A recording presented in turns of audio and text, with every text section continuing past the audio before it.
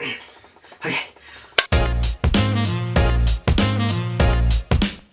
Hello everyone and welcome to One Shot Counts, where I am going to start doing film reviews, if you so want, of course, because it could be really bad.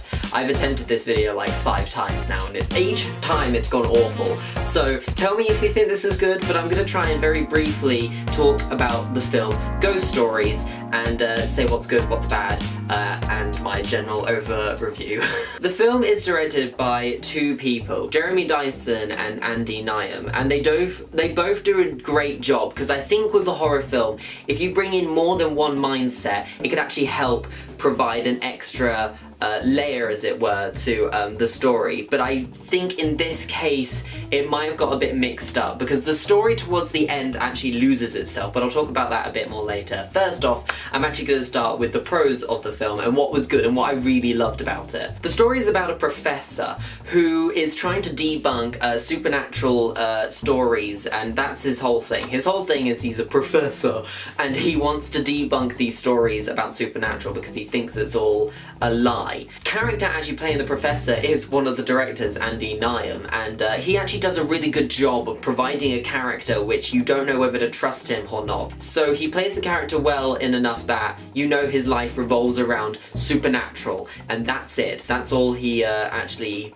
lives and breathes. So he plays the character well in a sense. The rest of the cast actually forms of Martin Freeman of Sherlock fame, Paul Whitehouse, who does a lot of British film and British TV shows, and Alex Lowther of Black Mirror fame. And all of them are great in their roles. They all are part of the 3 stories that the professor can't debunk, and each story is good because it all works and tails to the character. It doesn't separate, it's not connected in any way. They've got their own story to tell and their own little scares to go along with it, and they're quite something. I did enjoy the little stories that occurred in it. This film, first and foremost, is trying to be a horror, and does it get the scares? Well, I say it does, for me, but the thing is, as a hardcore horror fan, I think you could look at it and go, ha, could have seen that one coming a mile off. What are you doing? If you wanted to start off with horror and go for something that could genuinely tip you into a psychological state, this is a good one for you to start off with, because I think it provides that, okay, there's a jump scare coming. Oh wait, is there? Each scare has got you on your seat and you don't know when it's coming. But then there are stereotypes and tropes that are definitely played into the film, which might actually bring it down a notch. But I don't think this film was intentionally trying to scare the socks off of you, that you actually want to, you walk out the cinema halfway through the film and go, well, I'm not going back in there because I think I'll actually change the colour of my trousers. And the way it has you always on the edge within the stories is the great cinematography. The cinematography in this film is actually to die for, because it uses such wide shots that you don't know if something's in the corner, and it holds on to moments and certain angles and scenes for a little too long that you do become nervous of what possibly could be happening next and what we could cut to. It does provide a layer of fear that did work, especially for me. I do love horror, but this provided a new level of horror that did bring something new to it, and I'm glad that it added that extra layer. Whoever edited this film, kudos to you, because you did a good job of holding shots long enough that you have no idea what's gonna happen. There are some decent scares in the film, but because it falls into the tropes and stereotypes, it started losing it a little during the film, and that did upset me in some formal manner. But I'm not gonna lie, I could semi-forgive it, but it happened one too many times that it does stick out in your mind as you walk out of the cinema. But that's the thing, this film was apparently a homage to the films made in the early 60s, in the 70s and the 80s, but Brit horrors. Can I just say, as a Brit, it was great to watch a film made by Brits, set in Britain, and relatable as hell in what it wasn't American. That's the thing. I've watched so many American horrors, it's been a long time since I've seen a great British horror. The last one I can think of that I really enjoyed was either Children of Men or 28 Days Later, because they have you on the edge of your seat. They're not horrors in this sense of horror, like paranormal, but they are horrors in the sense that they want to scare you and bring a little edge to it. Those are the last great horror films that Brits made that I saw, and I wouldn't put this up there with them, but I definitely think it's a good homage to the originals back in the 70s and 80s, because those films are legit, dude. Like, oh my god.